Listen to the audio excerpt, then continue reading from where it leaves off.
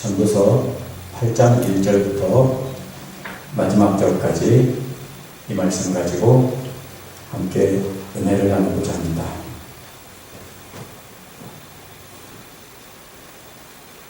지난주 말씀에서는 너무 악하게 살지도 말고 너무 이롭게 살지도 말라고 했습니다.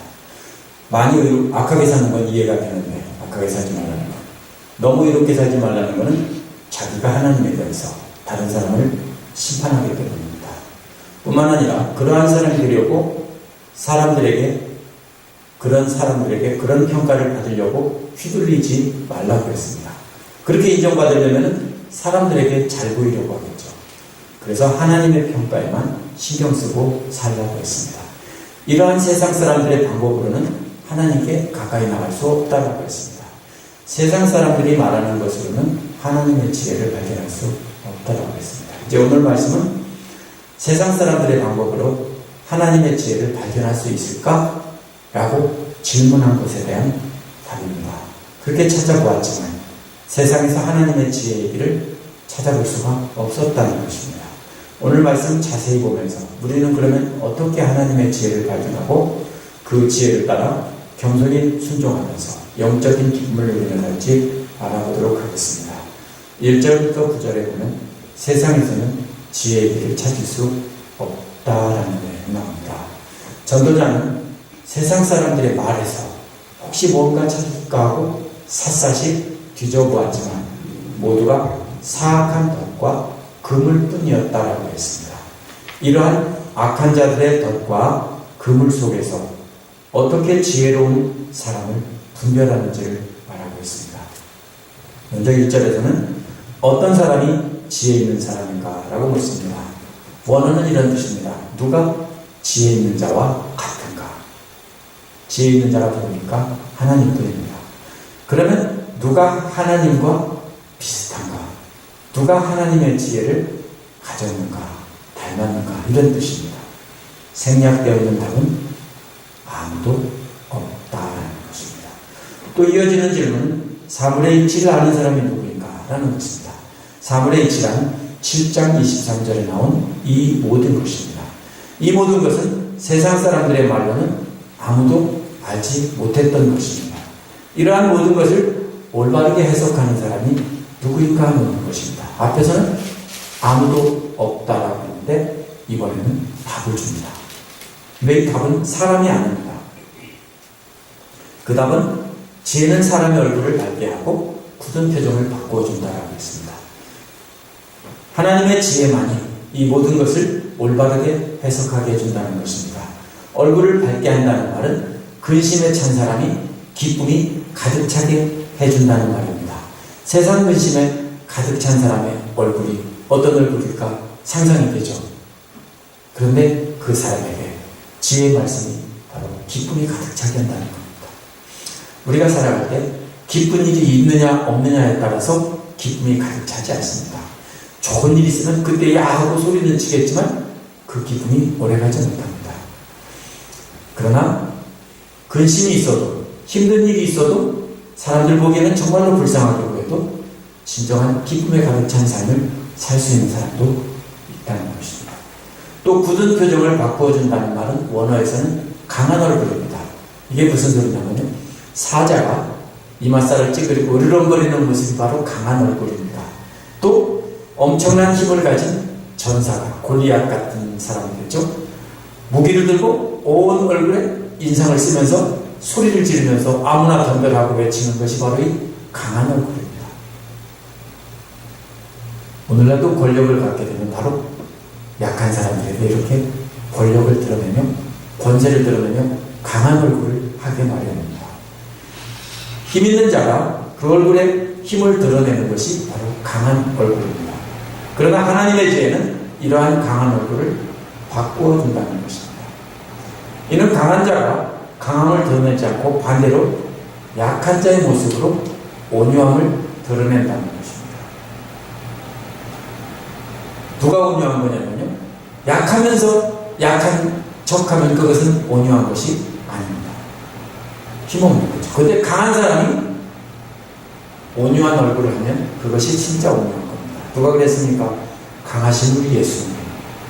겸손히 순종하면서 온유한 모습을 보여주셨습니다. 하나님의 지혜의 말씀이 바로 이렇게 강한 얼굴을 온유한 얼굴로 바꾸어준다는 것입니다. 그래서 전도서 기록자는 2절에서 나는 권한다. 왕의 명령에 복종하여라 라고 했습니다. 그것은 내가 하나님 앞에서 맹세한 것이기 때문이다 라고 했습니다. 힘은 있지만 하나님의 지혜의 말씀에 겸손히 순종해야 된다는 것입니다. 왕의 명령에 복종하라는 말은 원어에서는 왕의 입술을 지키라는 것입니다. 무슨 말이에요? 왕의 입술에서 나온 말을 듣고 순종하라는 것입니다. 하지만 왕의 권위 때문에 왕의 입술에서 나온 말에 순종하라는 뜻이 아닙니다. 그것은 바로 하나님 앞에서 맹세했기 때문에 그렇게 하라는 것입니다. 이스라엘 사람들은 하나님께서 왕을 세우셨고 그 세우신 왕을 통해서 하나님의 통치가 이루어진다고 생각했기 때문에 이렇게 말하는 것입니다. 하나님의 백성들은 왕의 입술을 통해서 선포되는 하나님의 통치에 순종하겠다고 맹세했기 때문에 그런 것입니다. 그러나 우리 생각은 어떻게 하고 싶습니까? 대들보시고 나도 인상을 쓰면서 한번 소리 한번 치고 싶은 것이 우리의 마음입니다. 그런데 그럴 힘이 있어도 겸손히 권위에 순종하는 것입니다. 3절은 어떻게 자신의 강함을 얼굴에 드러내지 않고 겸손히 순종하는지를 말하는 것입니다. 왕이 싫어하는지를 고집하지 말고 왕 앞에서는 물러나거라 라고 했습니다. 이건 의미를 살려 번역한 거고 지력은요, 그 앞에서 서둘러 떠나지 말아라. 악한 말로 그 앞에 서지 말아라. 이런 뜻입니다. 이게 무슨 말입니까? 신하가 왕 앞에서 좋은 조언을 했는데 왕이 거절하고 오히려 화를 냅니다. 그러면 뭐라고 합니까? 사극에 보면 통촉하옵소서라고 하겠죠. 계속 거절하고, 사실은 우리나라 같은 경우는 신하들이 더 힘이 셉니다. 사실은 잘 모르죠. 우리나라 같은 경우는 왕은 사실은 신하들에 의해서 꼼짝 못하는 경우가 많았습니다. 신하들이 있기 때문에 왕이 있는 겁니다. 근데 힘 있는 신하가 사실 왕을 바꿔칠 수도 있는데 그 앞에서 자기 마음대로 하면 안 된다는 거죠. 어떻게 해요? 화가는 어떻게 할까요? 차마 왕 앞에서는 화를 내지 못하고 서둘러 돌아서서 오면서 씩씩거리면서 화를 내겠죠? 그렇게 하지 말라는 거예요. 절대로 그렇게 하지 말아요.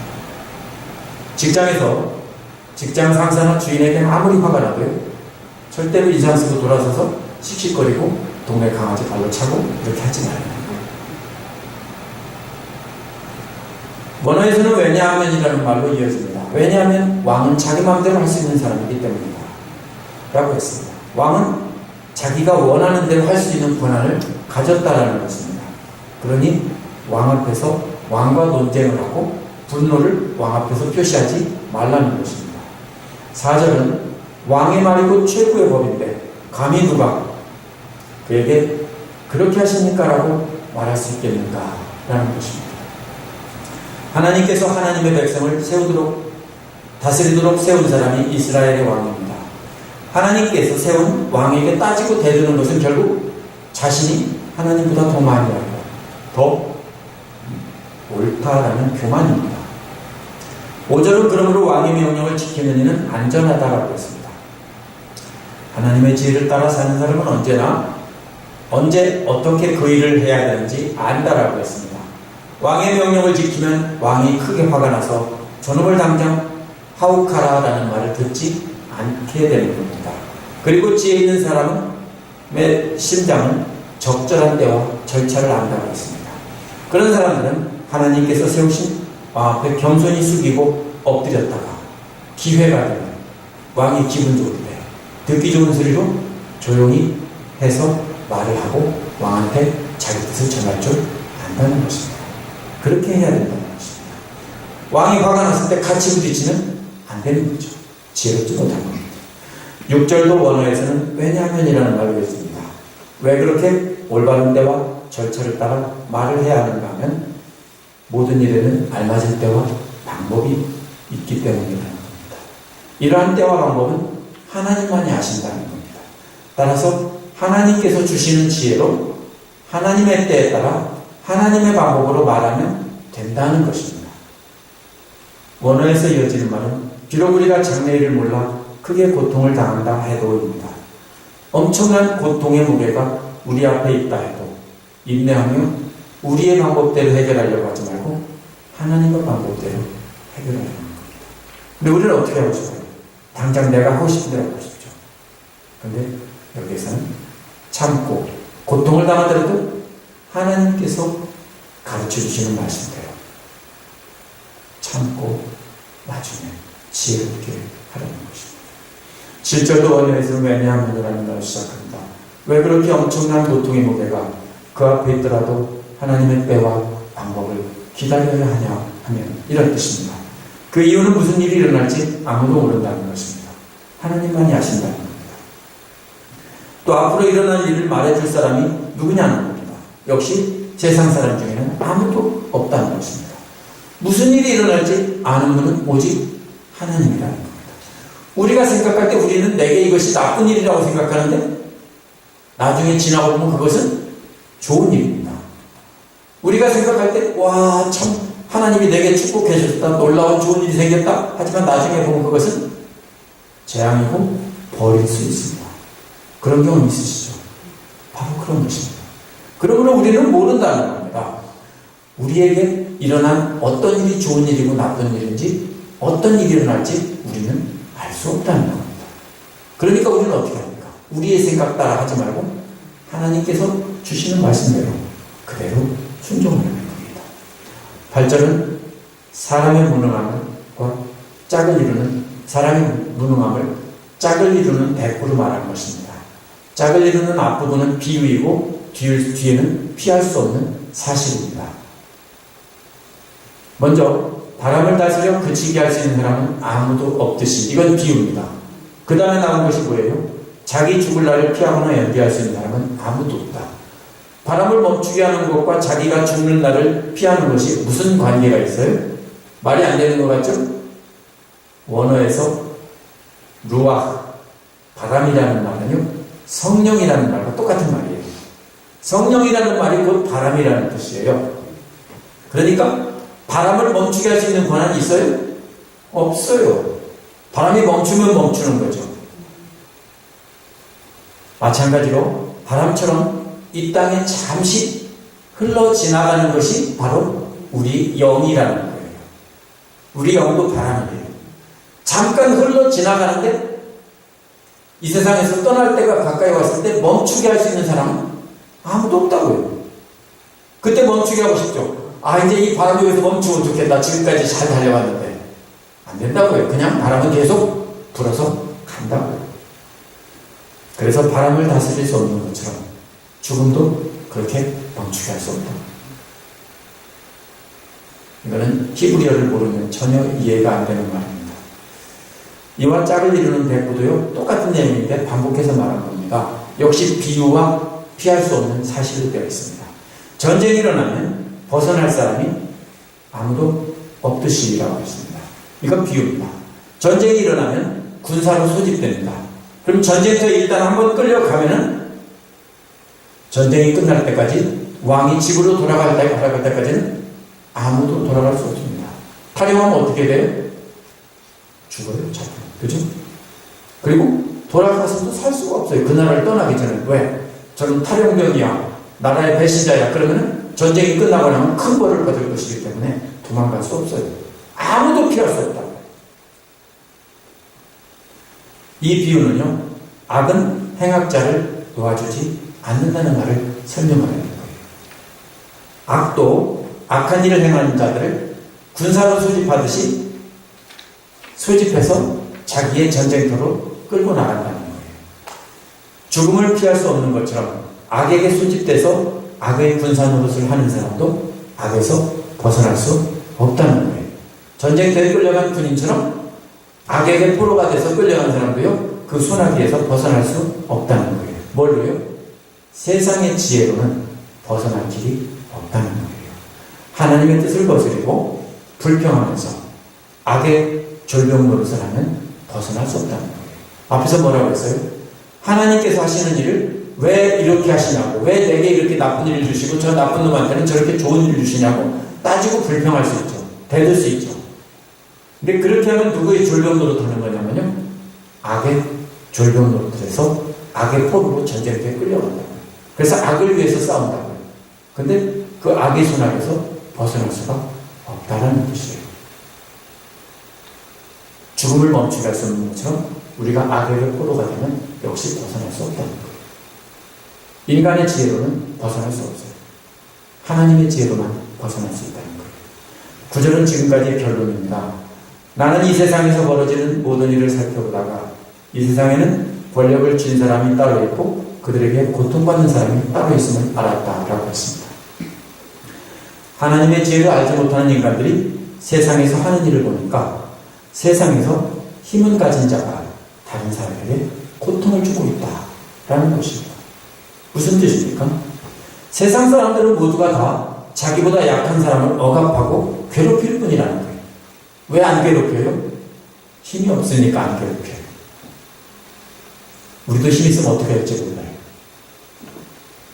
왜 시어머니가 며느리 괴롭혀요? 옛날에 힘이 있으니까. 지금은 며느리가 시어머니 괴롭힌대요. 왜?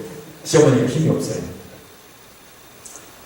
왜 그래요? 힘이 있으면 누구나 다 자기보다 힘이 없는 사람을 괴롭히게 됐어요. 그게 세상의 질서예요. 그래서 모두가 인간은 죽음을 피할 수 없는 것처럼 각자 자기가 사는 동안에 하나님의 지혜의 말씀만 의지하고 살아야 된다는 거예요. 그렇게 하지 않으면 안 된다는 겁니다. 그래서 그렇게 하지 않으면 계속해서 힘이 있는 사람은 힘 없는 사람을 고통을 주고 괴롭히면서 그렇게 세상 질서를 따라 산다는 거예요. 그게 바로 뭐예요? 악에게 포로가 돼서 악의 군사로 끌려가서 악한 일을 하고 있는 거예요. 힘이 있으면 약한 자를 괴롭혀요. 그러더니 그렇게 하다가 죽는다는 거예요. 그게 인생이라는 거예요. 죽음을 멈출 수 없는 것처럼 악에게 포로가 돼서 악의 허수아비 노릇하는 것도 벗어날 수가 없다. 죽는 날까지 그렇게 세상 질서를 따라 내가 조금 더 힘 있으면 힘없는 사람을 괴롭히고 힘 있는 사람 앞에서는 아부하고 이렇게 살다가 그냥 죽는다. 이러한 상황에서 벗어날 수 있는 길은 딱 하나밖에 없는데 하나님의 지혜뿐이라는 거예요. 세상을 의지하지 않고 오직 하나님의 지혜를 의지하고 사는 사람만이 이런 악한 세상의 군사에 노릇해서 벗어날 수 있다는 것입니다. 그러므로 오직 하나님의 지혜의 말씀만 의지하고 그 지혜를 따라 사는 사람만이 사람과 교제하며 하나님과 교제하며 지혜를 따라 사는 것만이 헛되지 않은 삶을 살 수 있는 유일한 길이라는 것입니다. 다른 길은 아무데도 없다라는 것입니다. 10절에서 그 다음에 15절에는요, 하나님을 경외하며 짧은 삶을 기쁘게 살라는 내용이 나옵니다. 바로 앞에서는 하나님의 지혜로 온유함을 드러내라고 했습니다. 그러나 세상은 여전히 힘 있는 자가 약한 자를 억압하는 불공평함이 존재한다는 것입니다. 근데 10절은 이러한 불공평함은 짧은 세상이 끝난 뒤에도 계속된다고요. 저 무슨 가당치도 않은 말이에요. 이 세상에서는 그런 게 아니라 그 사람들이 죽은 뒤에도 이러한 불공평은 계속된다고요. 많은 사람들이 전도서 8장 10절을요, 해석하기 가장 어려운 구절이라고 해요. 전도서에서. 개역성경과 새번역이 거의 완전히 다릅니다. 새번역은 이렇게 되어 있습니다. 악인들이 죽어서 사람들에게 칭찬받으니 이것도 헛되다 라고 의미를 살려 번역했는데 여기서는 새번역이 완벽한 판정 승입니다. 근데 개역개정은 뭐라고 했냐면요, 악인도 죽었고 선을 행한 자로 잊혀진 바 되었기 때문에 이것 또한 헛되다라고 했습니다. 개역개정이 실수한 거는요, 원어에 없는 선을 행하는 자를 삽입했어요. 왜요? 악인도 죽고 죽어서 또 칭찬을 받는데 칭찬을 받는다는 게 말이 안 되니까 선을 행하는 자도 라는 말을 거기다가 개역개정은 삽입을 하는 거예요. 그러다 보니까 두 사람이 된 거예요. 악을 행한 자와 선을 행하는 자가. 그러면 원어의 문맥에서 맞지 않게 돼요. 창세기 27장 45절에 보면 야곱이 자신에게 한 일을 에서는 잊었다라고 했습니다. 잊었다라는 말은 구약 성경에서 보면 많이 악인들이 평소에 했던 행위를 잊었다라는 것입니다. 누가 잊었어요? 에서가 평소에는 악한 일을 했고 야곱도 뭡니까? 자신에게 악한 일을 했는데 그럼 에서도 평소에 하던 대로 어떻게 했어야 돼요? 복수를 해야 되는데 그걸 잊어버렸다고. 자기한테 악한 일 한 것도 잊어버렸고 복수하는 일도 잊어버리고. 개역개정에서는 죽어서 묻힌 사람은 악한 사람이고 잊혀진 사람은 선한 일을 한 사람이라고 해서 선을 행하는 자라는 말을 없는 말을 집어넣었어요. 개역개정에서. 그런데 문맥에 보면요, 원문은요, 땅에 묻힌 자들과 잊혀진 바 된 사람들은 다 악을 행한 사람입니다. 대부분의 영어 번역도 다 둘 다 같은 사람으로 번역했습니다. 한번 찾아보세요. 영어 번역은 똑같이 다 둘 다 악한 사람입니다. 만약 땅에 묻힌 악한 자들이 잊혀진 바 되었다면, 근데 하나님의 심판은 공평합니다. 근데 문제가 어디서 생깁니까? 전도서 기록자는 그 끝에다가 이것도 헛되다라고 한 것입니다. 헛되다는 말이 뭐예요? 이거 너무 불공평하다라는 뜻입니다. 악인들 자체가 잊혀진 것이 불공평하다는 거예요. 악한 사람들이 잊혀지고 칭찬받지 못하면 불공평한 게 아니죠. 공평한 거죠. 왜 그렇습니까? 이것은 악인들이 잊혀졌다는 뜻이 아니고 악인들이 행한 악한 행위들을 잊어버렸다는 것입니다. 그래서 많은 영어 번역들은 칭찬을 받았다라고 의역을 했습니다. 잊혀진 바 된 것은 악인들의 악행이기 때문에 사람들은 악인들의 악행은 잊고 그가 보여준 선행만 기억하고 칭찬을 한다는 뜻입니다. 그래서 악인들이 땅에 묻히고 그들의 행위는 잊혀졌습니다. 이유가 그 다음에 나옵니다. 원어에는 악인들의 행위가 잊혀졌다는 말에는 악한 사람이 거룩한 곳에 습관적으로 드나들었다 이런 설명이 붙어 있습니다. 왜 잊혀졌어요? 거룩한 곳에 습관적으로 계속 드나들었다는 거예요. 거룩한 곳이 어디예요? 성전에 계속해서 습관적으로 드나들면서 거룩하게 예배를 드렸다는 것입니다. 그랬기 때문에 그 도시 사람들은 악인들이 행한 악행은 잊어버리고 겉으로 드러난 그들이 보여준 거룩한 행위만 기억해서 칭찬을 해준다는 겁니다. 왜? 세상에 살았을 때 높은 지위를 가지고 있고 힘을 가졌기 때문에 그가 형식적으로 구제하고 이렇게 하면서 예배하고 이렇게 했던 것만 기억하고 뒤로 나쁜 짓 한 것은 다 그냥 잊어버렸다라는 것입니다. 왜요? 세상의 질서에 따르면 돈이 많은 사람은 착한 사람이고요, 높은 사람은 착한 사람이고 가난은 죄고 이런 것처럼 해요. 왜요? 우리가 흔히 그러잖아요. 여자들도 얼굴 예쁘면 무조건 용서된다고 그러잖아요. 그죠? 돈이 많으면 무조건 용서되고 이런 생각들이 있어요. 왜? 저 사람은 훌륭한 사람이야. 왜? 뭔가를 얻어먹을까 생각하고 그렇게 잘못했어도 접어주면서 그 사람을 선택적으로 봅니다. 그러다 보니까 죽은 뒤에도 뭐라 그래요? 그 사람을 칭찬한다. 그래서 이게 헛되다라는 것입니다. 살아있을 때 나쁜 짓 해서 잘 되는 것까지 이해가 되는데 죽어서도 나쁜 사람은 계속 박수갈채를 받는다고요. 세상에 이런 법이 어딨냐고요. 오늘날도 그럴까요? 맞아요. 역사는 누구의 작품이에요? 힘 있는 자들의 작품이다 보니까 악인들이 자기 역사를 좋게 써놓으면 후대 영혼이 그냥 좋게 남아요. 이어지는 11절은 왜 사람들이 서슴지 않고 죄를 짓는가? 악한 일을 하는데도 바로 벌이 내리지 않기 때문입니다. 그리고 악한 일을 하는 사람들이 나중에 박수갈채를 받기 때문입니다. 원어에서는 그러한 악한 일에 대해 즉시 벌이 내리지 않기 때문이라는 말이 먼저 나옵니다. 사람들이라는 말은요, 사람들이 아니라 사람의 아들들입니다. 무슨 뜻입니까? 사람의 아들들은 어린 청소년들일 것입니다. 벌이 즉시 내려지지 않기 때문에 사람의 아들들, 즉 어린 청소년들이 악한 일을 하는 것에 고정되어 있다는 것입니다. 보고 배운다는 거예요. 11절을 봐도 개역개정에서 10절을 완전히 잘못 해석했다는 것을 알 수 있습니다. 악한 일을 한 사람들이 벌을 받기는커녕 그 행위는 잊혀지고 그들의 거룩한 척하며 성전에 드나들었다는 것만 기억한다는 것입니다. 그래서 그 사람의 아들들조차도 그들이 한 악한 일에 꽂혀있다라는 것입니다. 사람의 아들들의 마음이 왜 그렇게 악한 일에 꽂혀 있습니까? 12절에 한 사람이 100번 죄를 지어도 그는 여전히 살아있다라는 말이 있습니다. 한 사람이 100번 악한 일을 한다는 것은 악한 일을 수도 없이 많이 했다는 겁니다. 그런데도 하나님은 벌을 내리지 않고 그 사람들은 오래오래 잘 산다는 것입니다.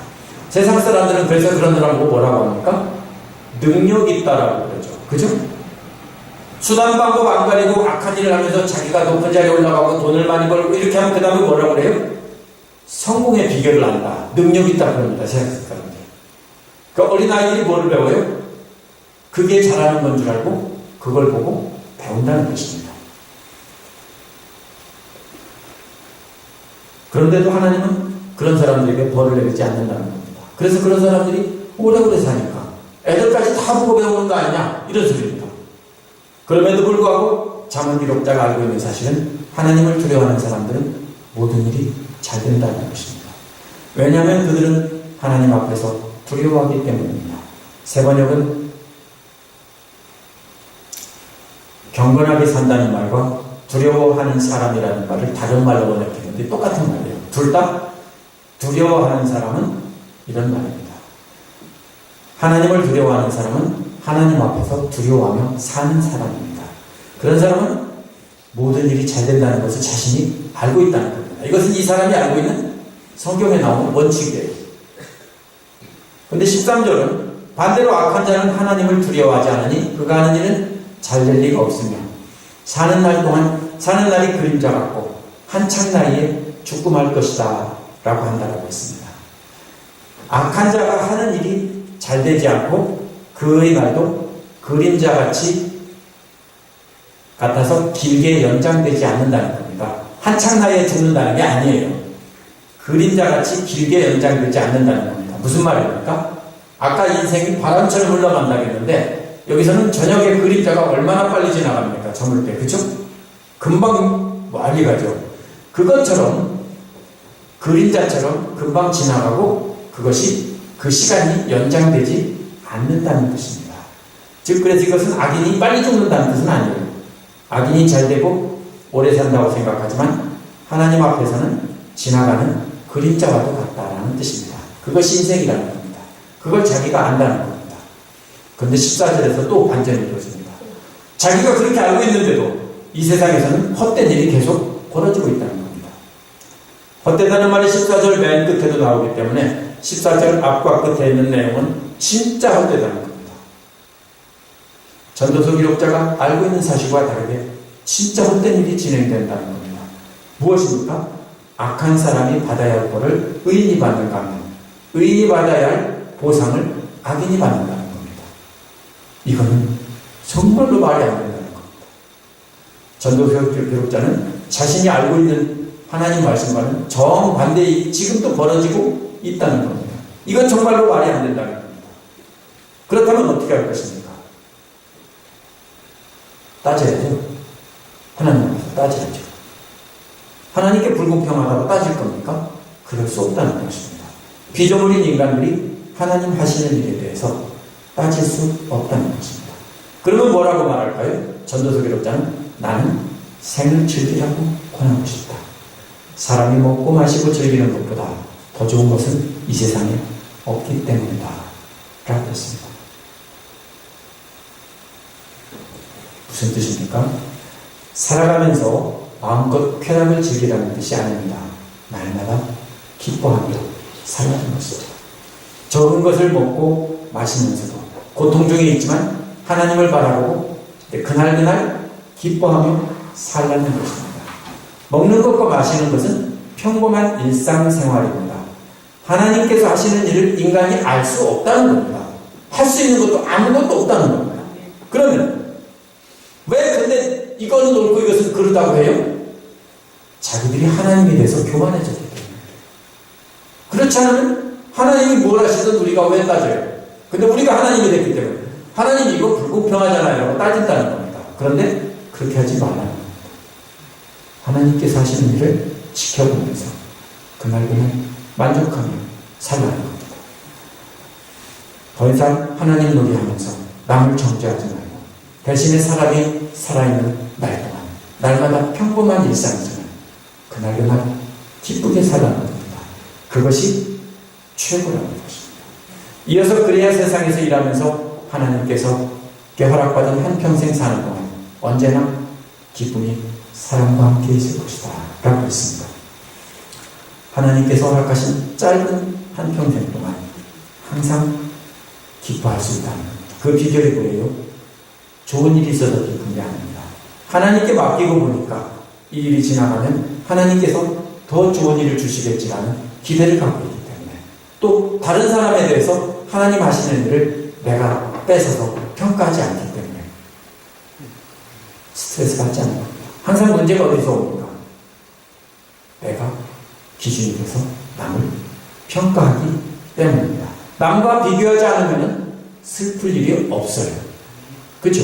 남과 계속 비교하면서 저 사람은 악하고 나는 선한데 하나님은 왜 저 사람은 잘 되게 해? 문제가 있어요. 어디가 문제가 있어요? 내가 나의 악한 것은 보지 못해요. 그리고 다른 사람의 악한 것만 자꾸 봐요.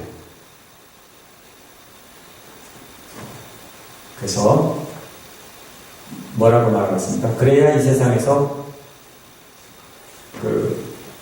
허락받은 한평생 사는 동안 항상 기쁨이 넘친다는 거예요. 그런데 항상 형통하고 모든 게 잘 된다는 뜻이 아니에요. 하나님의 지혜를 깨닫고 보니까 하나님께서 하시는 일은 항상 옳다라는 거예요. 그러니까 항상 하나님을 경외하며 하나님을 엎드려 경배하며 하나님께 맡기고 기쁘게 산다는 거예요. 이 어려운 일이 지나가면 더 좋은 일이 있겠지 라는 것입니다. 우리도 하나님의 지혜의 말씀을 절대적으로 순종하며 하나님을 경외하며 산다고 해도 고난과 고통을 겪습니다. 지금도 겪고 계시죠. 하나님 말씀대로 열심히 살았는데 나는 왜 이래요? 저 사람은요, 하나님 말씀대로 살지 않고 나쁜 일만 하고 남 등치고 이랬는데도 저 사람은 잘 되고 애들도 잘 되고 다 잘 되잖아요. 하나님 왜 그래요? 그렇게 하면 안 된다는 거예요. 왜? 내가 하나님이에요. 우리의 신세를 한탄하며 하나님이 왜 나에게 이렇게 악하게 하시냐고 울분을 토하지 말라는 거예요. 그것은 하나님께 우리가 도전하는 것이고 우리가 하나님 자리에 서는 행위라는 거예요. 전도서 기록자는 우리에게 하나님 자리를 함부로 넘보지 말라는 거예요. 대신에 하나님께서 주신 짧은 생애를 항상 기뻐하며 하나님을 경외하며 경배하며 살라는 거예요. 그래도 우리는 바쁘고 시간이 없는데 엉뚱하게 남을 정죄하고 비판하면서 자신의 신세 한탄을 하면 안 된다는 거예요. 그렇게 비교해서 신세 한탄하기 시작하면 성한 사람이 없어요. 그죠? 저 보면 어때요? 제 아내 보면 어때요? 집사님 자신을 보면 어때요? 모든 일이 행복하고 잘 돼요? 한번 근심 있는 거 찾아보세요. 수도 없잖아요. 그렇게 하지 말라는 거예요. 왜? 하나님께서 하신다. 16절에서 17절은 하나님 하시는 일을 그래서 판단하지 말라라고 결론을 내립니다. 우리는 단지 하나님께서 주신 짧은 생애 동안 고통이 있을지라도 기쁨 가운데서 찬양하는 삶을 살아야 한다는 것입니다. 하나님께서 하시는 일은 인간의 생각으로는 이해할 수 없어서 낙심할 때도 있지만 하나님 하시는 일을 판단하지 말라는 것입니다. 16절 17절은 내가 마음을 다하여 지혜가 무엇인지를 알고자 했을 때 그리고 땅 위에서 밤낮 쉬지 않고 수고하는 사람들의 수고를 살펴보았을 때 하나님이 하시는 모든 일을 두고서 나는 깨달을 바가 있다 라고 말합니다. 전도서 기록자가 마음을 다해서 하나님의 지혜가 뭔지 알려고 했습니다. 하나님의 지혜를 알려고 했을 뿐 아니라 밤낮 없이 일하는 모습을 봤다는 겁니다. 그것을 통해서 하나님의 지혜를 발견하려고 했다는 것입니다. 결론은 17절에 나옵니다. 중간 부분에 그것은 아무도 이 세상에서 이루어지는 일을 이해할 수 없다는 것입니다. 앞에서 나온 대로 악인이 범사에 잘되고 오래 사는 반면에 의인은 고통받다가 일찍 죽는 것을 너무나 많이 보았기 때문입니다. 인간의 지혜로는 하나님의 일을 아무리 이해하려고 해도 이해할 수가 없습니다. 그래서 18절 그 다음에 끝부분에서는 17절 끝부분에서는 뭐라고 했습니까? 그 뜻을 찾아보려고 아무리 애를 써도 찾지 못한다는 것입니다. 아무도 찾지 못한다. 지혜 있는 사람이 안다고 주장할지도 모르지만 그 사람도 정말 그 뜻은 알 수가 없다라는 것. 전도서 기록자는 왜 그렇게 하나님의 뜻을 부지런히 지키려고 했습니까? 자신이 거룩하고 의롭다고 생각했기 때문에. 무슨 말인지 아세요? 왜 하나님의 뜻을 찾습니까? 나는 의롭고 거룩한데 왜 나는 이렇게 해주고 저 사람들은 저렇게 나쁜데, 솔직히 그렇잖아. 내가 저 사람들보다는 더 나은데 그런 생각 들죠. 하나님도 잘 안 믿고 교회도 왔다 갔다 하고 어떤 사람 오지도 않는데도, 그런데도 저 사람은 잘 되고 나는 왜 이 모양 이 꼴이냐. 그래서 하나님의 뜻을 찾으려고 했다는 거예요. 그 시작 자체가 어디에 있어요? 그게 교만이에요. 자기가 하나님이 됐어요.